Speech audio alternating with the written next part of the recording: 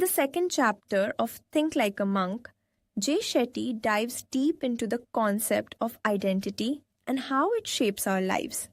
He starts by challenging us to reflect on who we really are beyond the labels and expectations that society places on us.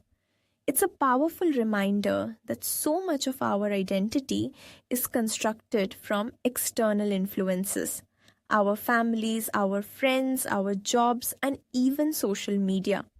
We often wear masks that don't truly represent our authentic selves, and Jay encourages us to peel back those layers to find our true identity. He introduces the idea of the monk mindset, which is all about self-awareness and understanding. The first step in this journey is recognizing that we are not our thoughts, our possessions, or our social status. Instead, we are the awareness behind those thoughts. This distinction is crucial because it liberates us from the pressures of conformity and societal expectations. It's like looking in a mirror and realizing that what you see is not the entirety of who you are. It's about understanding that you have the power to define yourself rather than allowing others to define you. Jay shares personal anecdotes from his time as a monk, illustrating how he learned to strip away the distractions and noise of everyday life. He highlights that when he was living in the monastery, he was surrounded by individuals who had also made the choice to step away from the chaos of the world. They were there to discover their true selves, and this environment fostered deep introspection. He emphasizes the importance of finding your own space, whether it's a physical place or a mental state, where you can reflect and connect with your inner self. One of the most relatable points he makes is about the constant comparison we engage in, especially in the age of social media. We scroll through curated lives, feeling inadequate or envious, forgetting that those highlights don't represent the full picture. Jay urges us to break free from this cycle and focus on our own journey. He reminds us that everyone is on their own path, and comparing ourselves to others only distracts us from our personal growth. It's a lesson we all need to hear in a world that often pushes us to measure our worth against others. As he delves deeper into identity, Jay talks about the importance of understanding our values. He encourages us to identify what truly matters to us, what we stand for, and what we want to bring into the world. This self-discovery process is not always easy. It requires us to confront uncomfortable truths about ourselves, but it's necessary if we want to live authentically. He provides practical exercises to help us uncover our values, such as journaling or meditating on what brings us joy and fulfillment. These activities serve as tools to help us clarify our priorities and align our actions with our true selves.